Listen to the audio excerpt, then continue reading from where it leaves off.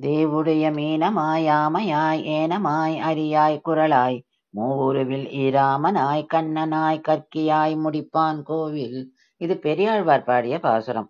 ஆனி மாதம் கிருஷ்ணபட்சம் துவாதசி திதி. திருமால் கூர்ம அவதாரம் எடுத்த திருநாள். ஸ்ரீமன் நாராயணனின் தச அவதாரங்களில் 2வது அவதாரம் கூர்ம அவதாரம்.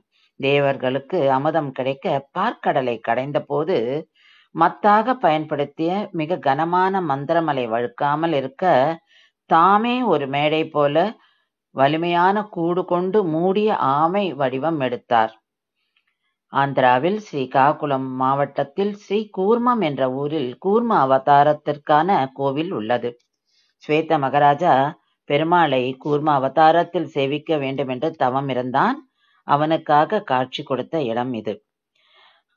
கூர்ம அவதாரத்தில் எம்பெருமானை இங்கு நாம் சேவிக்கலாம். பெருமானின் திருமுகத்தில் உள்ள திருநாமம் வெள்ளி தகட்டிலும் விடிகள் தங்கத்தாலும் வால் பகுதி சால கிராமத்தாலும் அமைய பெற்றிருக்கிறது. இங்கு மகாலட்சுமி தாயார் ஸ்வேத புஷ்கரனிலிருந்து தோன்றினாள். அவள் கூர்மநாயகி என்ற திருநாமம் உடையவர். வரத முத்திரையுடன் கருட வாகனத்தின் மீது எழுந்து அருளியுள்ளார்.